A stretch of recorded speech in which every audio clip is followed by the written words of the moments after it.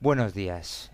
Vamos a hablar de un artículo que va a ser sobre las legiones hispanas, la décima y otras legiones hispanas. Eran hispanos que lucharon en las legiones romanas, ¿no? Pero vamos a hacer dos introducciones. Una que es la resistencia íbera a la ocupación romana en sus distintas formas y luego una introducción también general sobre hispanos en las legiones romanas y después ya iremos a unos artículos dedicados a la décima y otras legiones hispanas. Entonces tenemos que en el año 218 a.C. Escipión invade la península en la Segunda Guerra Púnica y a partir de ahí ya se produce la invasión romana hasta el 19 a.C., que es cuando se pacifica más o menos la Cantabria, ¿no? Pues hasta en ese 200 años hay bastante resistencia, ¿no? Hay puntos o cosas, hechos. Tenemos que en el 191 a.C. tenemos que los bastetanos vencen a los romanos en la provincia de Granada. Y en otro choque, el ejército de Cayo Lucio se retira a cuarteles destruido. Bueno, eso en el 191, perdón, pero antes tengo que ir así. Como decíamos antes, vinieron por la Segunda Guerra Púnica y ahí tenemos que pasado el peligro ya cartaginés de la Segunda Guerra Púnica, la lucha contra los indígenas alcanzaba una duración y ferocidad desconocidos hasta la fecha y continuamente llegaban tropas de Italia. Tenemos que en el 196 a.C. tenemos una revuelta íbera del 197 a.C. Después del aniquilamiento del ejército de C. Sempronio y su muerte, se juntan, o sea, aquí ya en esta revuelta íbera se le aniquiló un ejército a C. Sempronio y murió él mismo. Y por esto se juntan dos pretores con 13.000 legionarios cada uno, ¿no? O 15.000, 13.000 o 15.000. Pero el Senado mandó un cónsul con 2.700 más y otros 13.000 que ya vienen en Hispania, ¿no? Esto después de la derrota de C. Sempronio en el 196-197, que ahí hay unos miles seguro. Y tenemos, por ejemplo, que en el 186 habían 40.000 legionarios para las dos provincias. En el 182 a.C., 45.000 legionarios. Y aquí los gobernantes en Italia, el plan de venir a Hispania a gobernar lo esquivaban por todos los medios las clases dirigentes de Roma, ¿no? Porque sabían que había muchas historias que hacer y muchas bajas también. Y dicen, los habitantes de Roma se habían hecho a la idea de que las guerras hispánicas eran endémicas. Y esto lo dice Livio en el año 196, sobre las cosas que pasan en el año 196. Orosio, otro escritor romano, dice, las guerras de los prétores Flaminio y Fulvio en 193 como muy duras y crueles. Bien.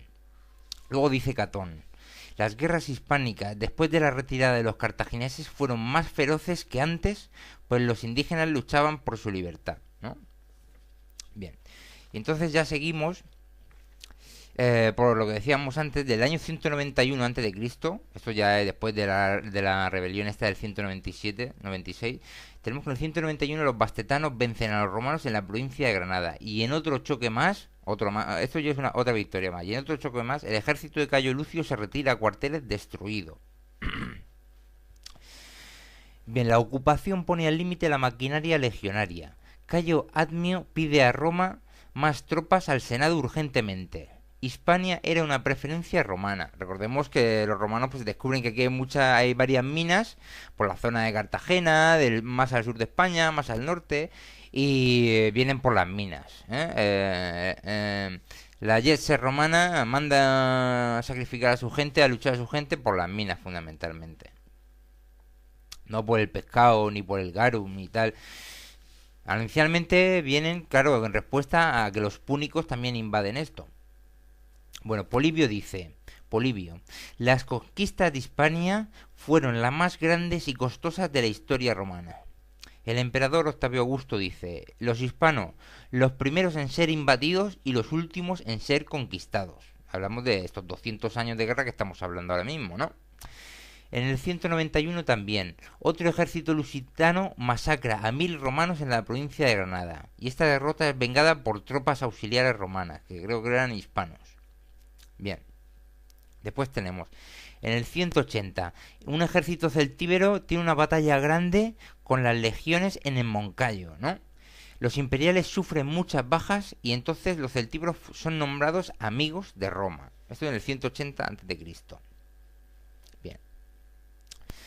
Después tenemos en el 174. No, después tenemos el descontexto de algunas tribus provoca enfrentamientos. Roma trae todavía 8.000 infantes más y 5.000 jinetes. Y hasta el año 175 a.C. se contabilizan 6.000 muertos en los dos bandos, ¿no? Estamos hablando de 180, la 175 a.C. 174. Mandan otros 7.000 infantes los romanos a la península.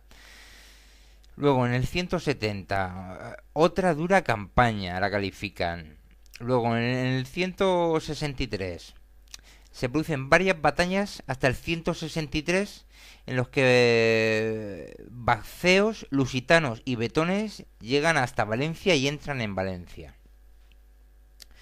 Bien, las cosas se ponen, las bajas van siendo muchas, porque aquí no podemos hablar de bajas, ya que los romanos los ocultan y los hispanos no las ponen en ningún sitio, salvo...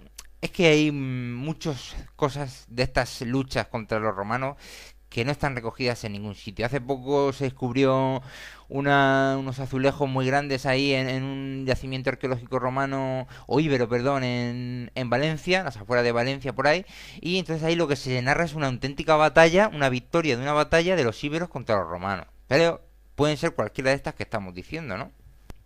Bien, luego tenemos que el sorteo, se hizo sorteo selectivo entre los jóvenes latinos que no querían ir a Hispania por el temor que tenían a las bajas, ¿eh? Que había muchas bajas. Luego tenemos en el 166. En el 166 a.C. tenemos que Marcelo sustituye a Nobilior en el ataque o asedio de Numancia, que bueno, que este va desde hasta el 133 a.C. están también con el tema de Numancia. Bueno, pues viene el Marcelo, viene de derrotar a los galos y ligures en varias campañas y viene con 8.000 infantes y 500 jinetes. O 800 infantes, perdón, y 500 jinetes. No sé si será 8.000. Se piden más hombres al Senado, pero los reclutamientos eran muy lentos por la reticencia de los jóvenes italianos a ir a Iberia, ¿eh? Porque tenían fama de peligrosas, ¿no? Entonces van siendo lentos. Luego, después de Marcelo viene Lúculo, el general Lúculo, toma Coca y allí los matan a todos, los habitantes y los viejos, unos 3.000, incluidos ancianos. Bien, después hay diversos movimientos. Viene el invierno y los romanos se retiran al sur. Numancia se va a preparar para resistir 11 años rodeada por 40.000 legionarios romanos.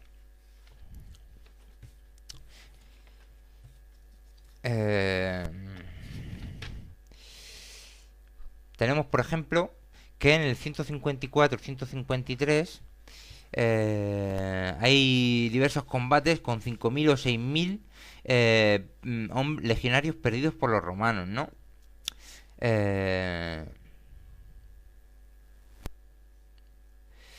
En el caso de cerca de Numancia tenemos que los lusitanos y los celtas juntan un ejército, y los celtíberos juntan un ejército de 20.000 infantes y 5.000 jinetes, que finalmente son derrotados por Mumio, que recibió un triunfo. Bien, luego tenemos que en el 143 a.C. un ejército de 40.000 romanos vence al ejército arébaco, pero no puede someter las ciudades de Numancia y Termancia. Después, Quinto Pompeyo con 30.000 no puede ni con Numancia ni con Termancia. Quinto Pompeyo no puede regresando a Valencia para el invierno. Luego, otra campaña siguiente, el año siguiente, construyen muchos fuertes alrededor de Numancia. No se puede y se retiran otra vez a Valencia para el invierno. Bien, el Senado cansado trae otro general. El siguiente será Pompilio Lenas. No puede, dura un año. Le sigue Cayo Hostilio, pero los cántabros y bacceos se habían aliado y bajan y en Torre Tartajo los romanos son aniquilados, miles de muertos, y los supervivientes, cientos, aceptan pasar bajo un yugo, incluyendo a Cayo Hostilio, para volver a Roma. Esto fue en el 137 a.C.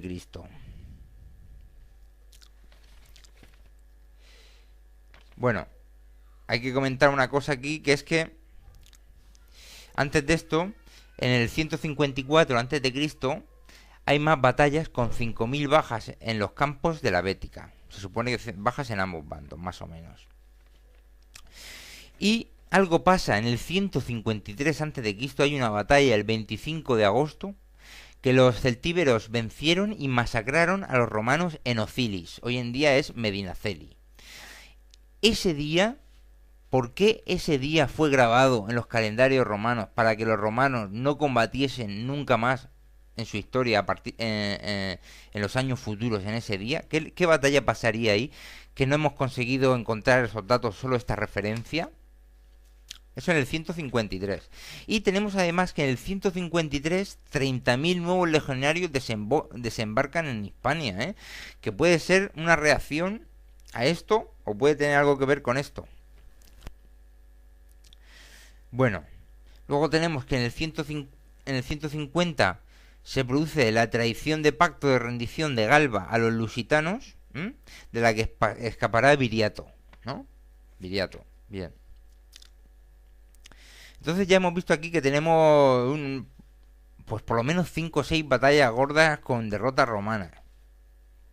No podemos hablar de muertos, pero está claro que muchísimo, porque los romanos se dan cuenta de que en Hispania hay muchas bajas y por eso no quieren reclutarse. Bueno, luego tenemos que después de Cayo Hostilio y su derrota en 137 a.C., el siguiente sería Emilio Lépido, con varios ataques por la zona y Galicia, pero se retira diezmado. Luego, otro más. El siguiente sería Escipión, con 5.000 legionarios más, aparte de los decenas de miles que ya existían. Habían como 40.000, ¿no? Y este todavía trajo 5.000 más. Y ya este cierra el cerco totalmente con una muralla y 60.000 soldados en 7 grandes campamentos, ¿eh? Y esto es solamente pues para encerrar a los numantinos, ¿eh? Que no serían más que 10.000 o menos, seguramente, ¿no? Nada comparado con el sitio de Alesia, donde los romanos tuvieron que lidiar en el 50 o 60 o 40 a.C., pues con 60.000 o 70.000 dentro del cerco y otros 60.000 o 70.000 o más fuera del cerco, ¿no? Aquí necesitas... Y los romanos eran 40.000 o 50.000. Aquí necesitan más gente para hacer este cerco a solo una ciudad con unos miles de habitantes que serían pocos, ¿no? Entonces ya con este cerco consiguieron tomar Numancia en 11 meses de asedio total, desde su cerramiento total, y esto fue en el 133, ¿no? Que fue el final de las guerras estas numantinas. Bien. Pero sin embargo, en el 141 a.C. tenemos que 18.000 infantes romanos, 1.600 o aliados romanos, perdón, 1.600 jinetes, 10 elefantes y 300 jinetes africanos. Este ejército cae en una trampa en Sierra Morena, Sierra Estremella, en una trampa de los hombres de Viriato, que Viriato conseguía varios miles de hombres, dicen que 6.000, entre lusitanos, celtíberos, bacceos y bastetanos y otros, ¿no? Y mataron a 4.000 legionarios, ¿no? Luego después los supervivientes se reforzaron con otros 5.000, algunos de ellos celtíberos, y esta ofensiva, de nuevo una ofensiva que terminó en desastre, y se fueron a Cartaya, por la zona de Gibraltar, del estrecho, y ahí se quedaron. Bueno, hay varias historias con Viriato. Como decimos, para encontrar más cosas sobre Viriato y las guerras, pueden ir a Wikipedia. Yo aquí solo digo pues cosas básicas para ver lo que es la resistencia que hubo en general, ¿no? Después de estos meses, después Viriato vuelve a encajonar a todo un ejército consular, que podían ser seguramente 20 o 40.000 hombres, mínimo 20.000 hombres. Consular me parece que era doble, ¿no? Que podía llevar el permiso de dos cantidades y tal. Y por eso digo que puede ser 20 o 40.000 hombres, ¿no? y fue encajonado de nuevo en una zona y se les perdona la vida a cambio de una paz justa, ¿no? Y dice algún autor que esta podía haber sido la derrota más grande de Roma en toda su historia, ¿no? Y se les perdonó, ¿no? Pues esto sería una nueva derrota grande, ¿no? Ya llevamos 6 o 7 derrotas de los romanos y no tenemos ni idea de las bajas, claro, ¿no? Y como siempre los romanos, ellos, sus historiadores, a exagerar las bajas de los hispanos, como ha hecho Julio César en muchas otras cosas. Bueno, después, por esta paz justa que buscó Viriato, fue nombrado amigo de Roma, ¿no? Pero el año siguiente, en el 140 a.C., los romanos traicionan este pacto de paz y Viriato es asesinado en una traición, ¿no? Luego tenemos que Tautalos, sucesor de Viriato, es vencido en Cartago Nova después de arrasar la Bética, ¿no? Y a partir de este momento, 140 para más adelante, se tienen 40 años más de luchas en norte y centro peninsular. O sea, una cantidad de cosas que pueden haber ahí que no tenemos ni idea. Bien, después tenemos que del 99 al 54 a.C., en la zona del Bajo Ebro hay guerrillas con 4.000 muertos en los dos bandos, ¿no? Después tenemos que del 91 al 89 a.C., las tropas hispanas de caballería vencen en Ascoli, que se ve que esto será con los romanos, supongo. Las tropas hispanas de caballería con los romanos vencen en Ascoli y es una victoria inmortalizada en el bronce de Ascoli. Y esto fue en la guerra civil, en una guerra civil, y en el cuarto año de guerra civil de Craso reclutó otros 2.500 celtíberos, ¿no? Pero esto no es para aquí, perdón, no es para este artículo, seguimos. Luego tenemos las guerras cántabras y las astures, ¿no?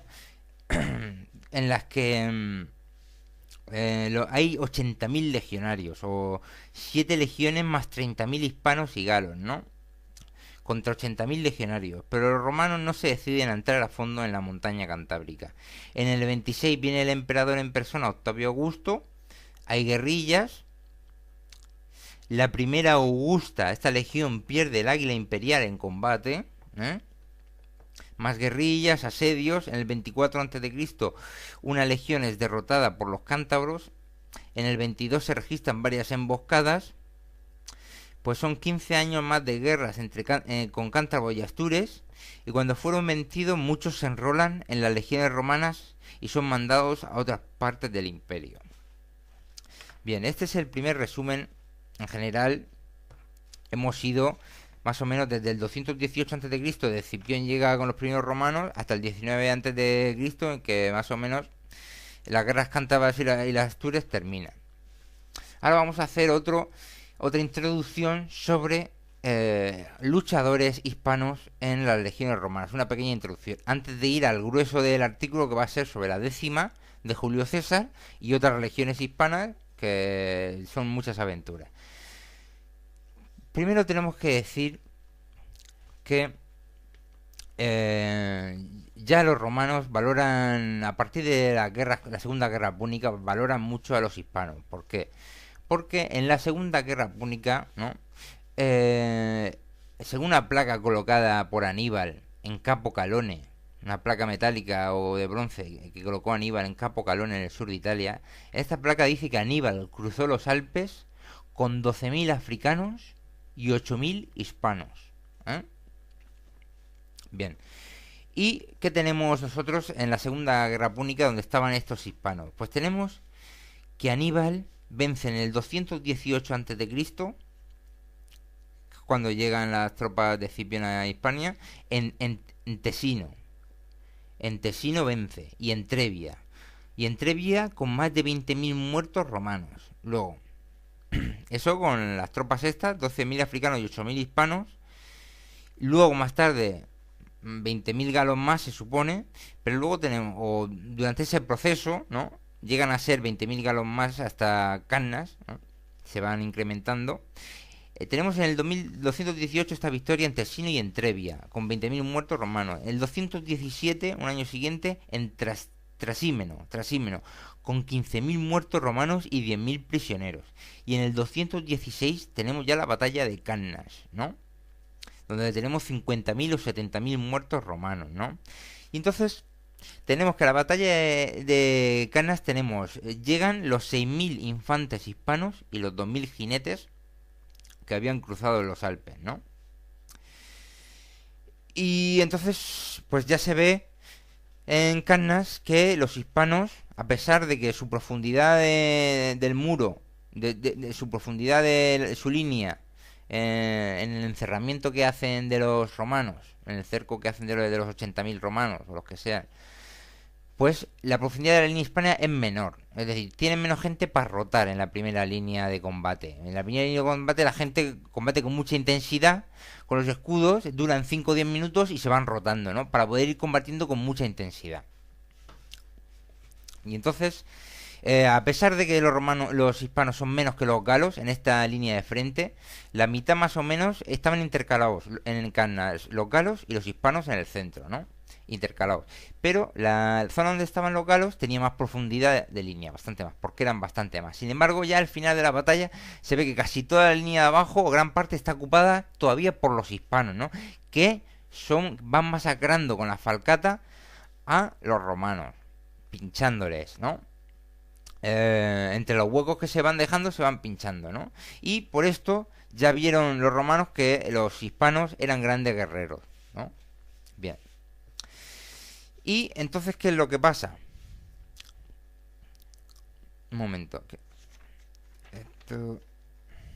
Sí, seguimos. Y entonces el pánico que corre en Italia es grande. Porque Aníbal, el primero con 20.000 y después llega a ser hasta 40.000 según dicen en Cannas, mata a 130.000 o así romanos y otros 15.000 o así más o 20.000 prisioneros, ¿no? Que suman hasta como 150.000, ¿no? Es una campaña, la campaña seguramente más impresionante de la historia, con esos 20.000 originales, eliminar a 150.000. Entonces, los romanos saben que no tienen nada que hacer, están en sus fuertes, en sus ciudades, y Aníbal está dominando el sur de Italia, la zona donde hay más campos de trigo, y los romanos deciden mover ficha hacia Hispania, ¿no? Y entonces va allí Escipión. Publio Cornelio Escipión llega a Ampuria y a Tarraco en el 217 a.C. Pues fíjate que fue antes de Cannas, ya fueron a Tarraco estos para tratar de abrir otro frente, una preocupación frente a la invasión en Italia, ¿no? Y entonces llega con un ejército ridículo, llega con un ejército de ancianos, de niños, de presos y se dedica a correr por todas las zonas buscando mercenarios, ¿no? Porque sabía que los hispanos luchaban muy bien.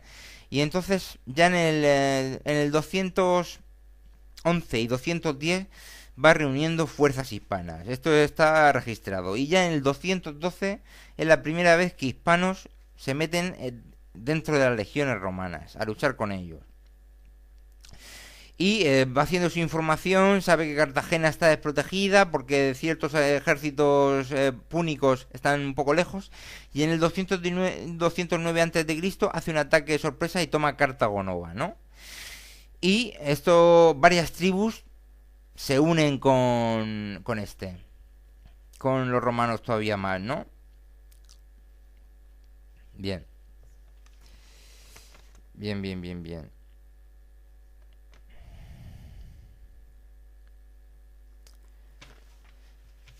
Momento. Bien. Bueno, esto es así. Ah, sí. Lo que pasa es, a partir de Cartago Nova, pues ya es una campaña con más refuerzos hispanos y echan a los púnicos, ¿no? Y Publio Cornelio Escipión ya siente fuerte y ya se va para el norte de África y en el 202 tiene la batalla de Zama, ¿no? En el 202 tiene la batalla de Zama donde por fin elimina al ejército púnico.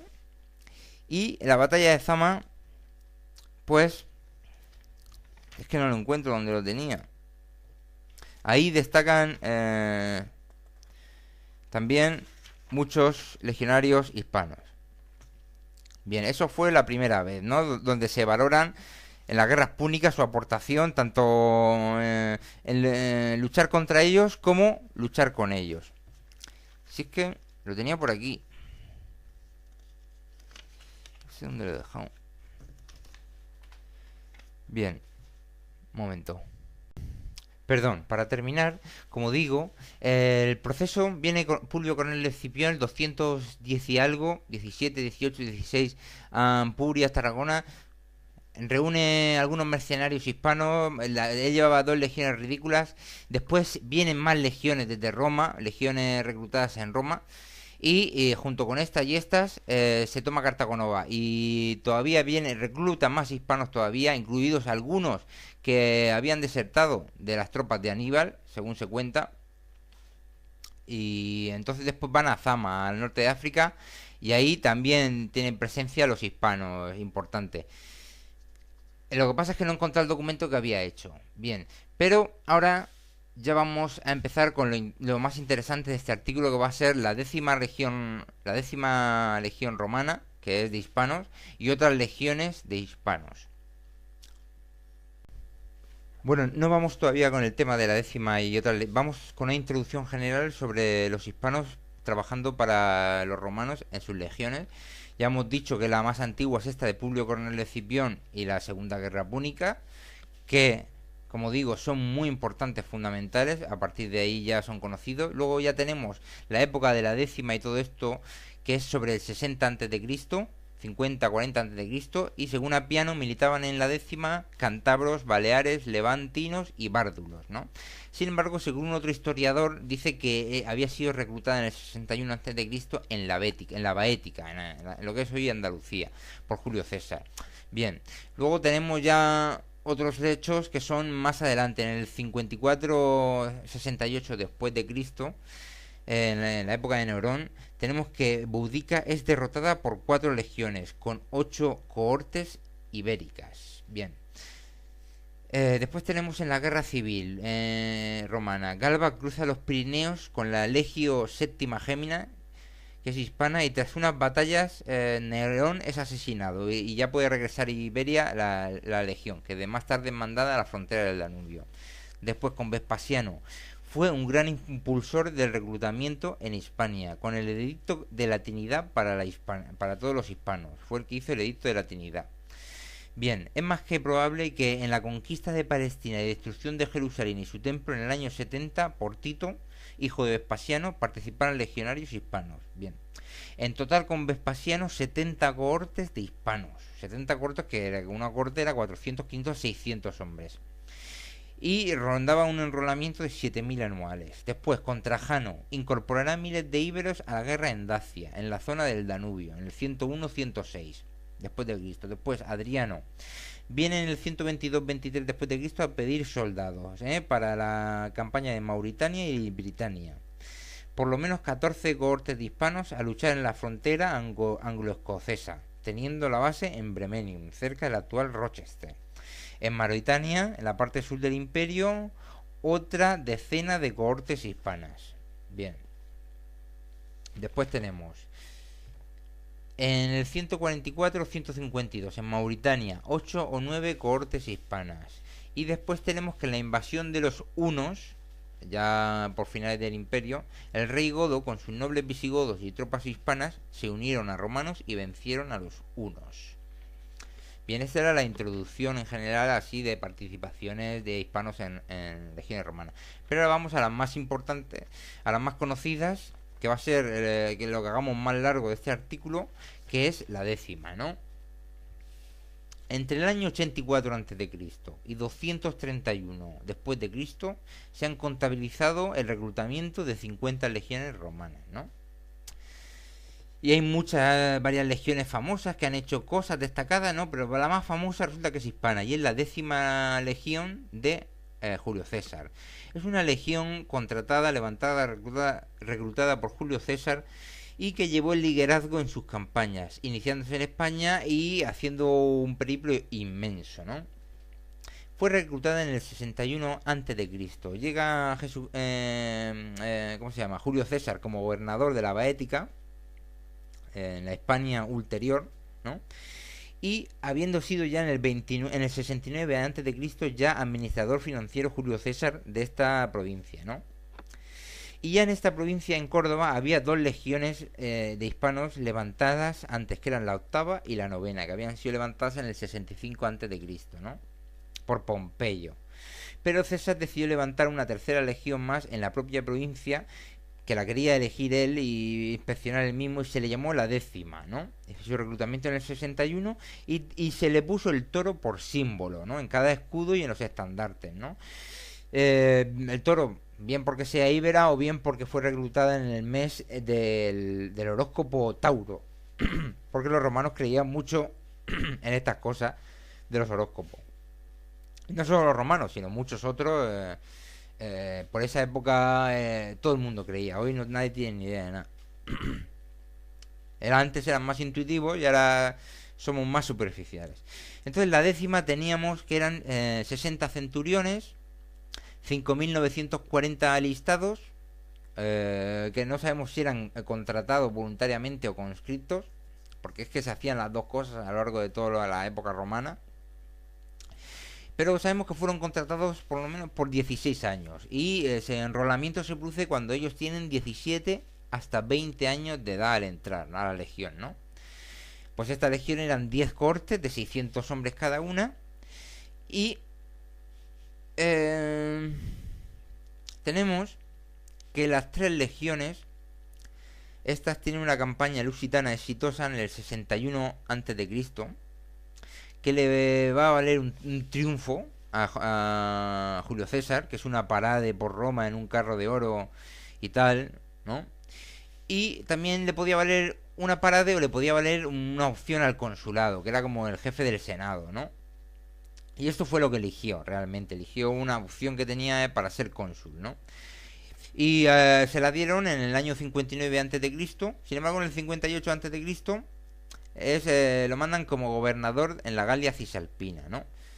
Y sin embargo muere el gobernador de la Galia Transalpina y mandan a Julio César, que va con la décima, ¿no? Y van también la séptima, la octava y la novena, ¿no? Que son también hispanas todas. La séptima, octava y la novena, y van con la décima, son también hispanas. Y van cerca de los Alpes, en la parte italiana, ¿no? Entonces aquí ya se producen las primeras historias. Los helvéticos quieren invadir el sur de Galia. Julio César, con la décima, destroza el puente del río Ron en Ginebra y construye un muro de 16 pies de alto y 18 millas de largo, ¿no? Rechazando a los helvéticos durante semanas, ¿no? Los helvéticos hacen un rodeo y pasan al sur de la Galia contra las 4 legiones y 2 más que han sido levantadas en Italia, que serían unos 40.000 hombres. Deciden ir a Bribacte a asegurarse el grano, y los helvecios, los romanos deciden ir a Bribacte a asegurarse el grano, y los helvecios les siguen. Van los 4.000 jinetes romanos a hacer frente a la vanguardia helvética de jinetes. Sitúa las 4 legiones hispanas en la subida a la colina, y las otras 2 en lo alto de la colina con los auxiliares, porque tenía poca fe en ellos.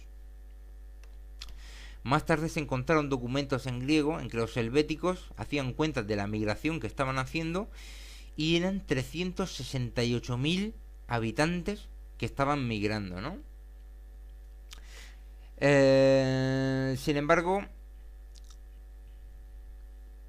los helvéticos se retiran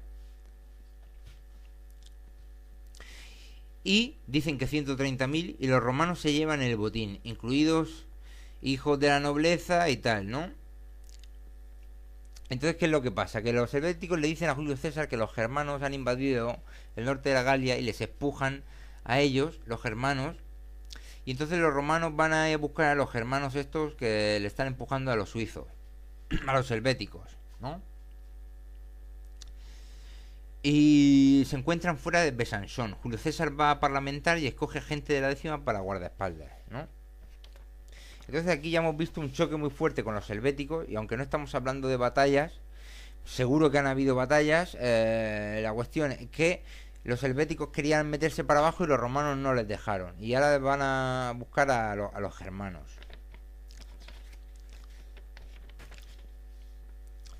No se entendieron. Los germanos no querían batalla total antes de la luna nueva, porque también creían en todas estas cosas de los horóscopos. No querían batalla total antes de la luna nueva los germanos. Esto lo sabe por prisioneros. Así que Julio César decide buscar a los germanos antes de la luna nueva para que no ellos tengan miedo, ¿no? Y atacaron el campamento germano a 15 millas del Rin. Y además iban a llegar más refuerzos para los germanos, los Suevi, en cierto tiempo. Los germanos salieron y formaron para batalla, los romanos en 3 líneas, con la décima en el extremo derecho, que yo lo consideraba los mejores. Ellos, los romanos, su punto fuerte lo ponían en algún sitio, en algún ángulo, en alguna ala, ¿no? Y a partir de ahí el resto. Y confiaban en que los más fuertes echasen la retirada de los otros, se pusiera la desbandada y después matanza. Así más o menos como que combatían frente a frente, ¿no? Puso la décima en el extremo derecho. Y pronto el lado izquierdo germano decayó, pero el lado derecho germano avanzó. Julio César mandó la tercera línea en apoyo del flanco izquierdo y los germanos se retiran y los persiguen. De nuevo conquistan el campamento enemigo con las esposas e hijas de la nobleza y prisioneros, ¿no? O sea, una segunda victoria frente a un número mayor de enemigos, en este caso los germanos. Bien. Luego Julio César está en el nordeste del país, en la zona de las Ardenas, contra 260.000 de las tribus belgas, pero fue sometiendo una a una hasta los Nervi en Bélgica central y otras que estaban aliados de los Nervi. Julio César va con 6 legiones, la séptima, la octava, la novena, la décima hispanas y la 11 y la 12 italianas, y 2 nuevas del norte de Italia, la 13 y la 14. Según Julio César, 60.000 hombres de tribu en el río Sambre. La caballería romana se retiró y los belgas se disponen a cruzar el río. A la izquierda de los romanos la décima y la novena, y a la derecha la séptima y la duodécima, y la décima y la novena hacen retirarse al flanco enemigo, cruzan el río y llegan al campamento belga. Sin embargo, la séptima y la duodécima son rodeadas por los belgas. Estas dos estaban en la derecha, son rodeadas por los belgas. Visto esto, los jinetes aliados de Roma, los Trevere, que estaban en la retaguardia, abandonan la batalla dando a los romanos por perdidos. Pero por el flanco y por detrás llega la décima y empujan a los belgas contra el río. En el centro, la octava y novena contienen el ataque de los Viromandivi y los rechazan contra el río. Se vuelven hacia el flanco derecho con la séptima, la duodécima y la décima y aniquilan a los belgas que no escaparon, muchos miles de muertos. Otra victoria más y también contra inferioridad numérica. Después fueron a por los Atrataki, ¿no? Y en total 53.000 vendidos como esclavos. Por esta victoria contra los belgas, Julio César tiene 15 días de gracias públicas, algo nunca visto hasta entonces en la historia de Roma.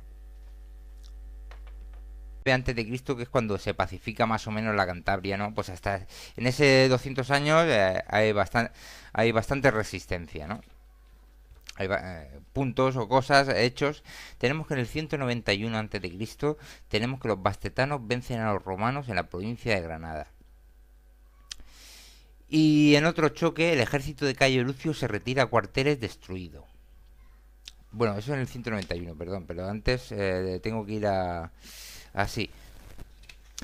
Como decíamos antes, vinieron por la Segunda Guerra Púnica. Y ahí tenemos que, pasado el peligro ya cartaginés de la Segunda Guerra Púnica, la lucha contra los indígenas alcanzaba una duración y ferocidad desconocidos hasta la fecha, y continuamente llegaban tropas de Italia. Tenemos que en el Bien, y entonces ya seguimos por lo que decíamos antes, del año 191 antes de Cristo. Esto ya es después de la rebelión esta del 197-96. Tenemos que en el 191 los bastetanos vencen a los romanos en la provincia de Granada. Y en otro choque más, esto ya es otra victoria más. Y en otro choque más, el ejército de Cayo Lucio se retira a cuarteles destruido. Bien, la ocupación pone al límite la maquinaria legionaria. Cayo Admio pide a Roma más tropas al Senado urgentemente. Hispania era una preferencia romana. Recordemos que los romanos pues descubren que aquí hay varias minas por la zona de Cartagena, más al sur de España, más al norte, y vienen por las minas. La Jet romana manda sacrificar. Buenos días. Vamos a hablar de un artículo que va a ser sobre las legiones hispanas. La décima y otras legiones hispanas. Eran hispanos que lucharon en las legiones romanas, ¿no? Pero vamos a hacer dos introducciones. Una que es la resistencia íbera a la ocupación romana en sus distintas formas. Y luego una introducción también general sobre hispanos en las legiones romanas. Y después ya iremos a unos artículos dedicados a la décima y otras legiones hispanas. Entonces tenemos que en el año 218 a.C. Escipión invade la península en la Segunda Guerra Púnica, y a partir de ahí ya se produce la invasión romana hasta el 1996 a.C. Tenemos una revuelta íbera del 197 a.C. Después del aniquilamiento del ejército de C. Sempronio y su muerte, se juntan, o sea, aquí ya en esta revuelta íbera se le aniquiló un ejército a C. Sempronio y murió él mismo. Y por esto se juntan dos pretores con 13.000 legionarios cada uno, ¿no? O 15.000, 13.000 o 15.000. Pero el Senado mandó un cónsul con 2.700 más y otros 13.000 que ya vienen en Hispania, ¿no? Esto después de la derrota de C. Sempronio en el 196-197, que ahí hay unos miles seguro. Y tenemos, por ejemplo, que en el 186 habían 40.000 legionarios para las dos provincias. En el 182 a.C., 45.000 legionarios. Y aquí los gobernantes en Italia, el plan de venir a Hispania a gobernar lo esquivaban por todos los medios las clases dirigentes de Roma, ¿no? Porque sabían que había muchas historias que hacer y muchas bajas también. Y dicen, los habitantes de Roma se habían hecho a la idea de que las guerras hispánicas eran endémicas. Y esto lo dice Livio en el año 196, sobre las cosas que pasan en el año 196. Orosio, otro escritor romano, dice, las guerras de los prétores Flaminio y Fulvio en 193 como muy duras y crueles. Bien. Luego dice Catón, las guerras hispánicas después de la retirada de los cartagineses fueron más feroces que antes, pues los indígenas luchaban por su libertad, ¿no?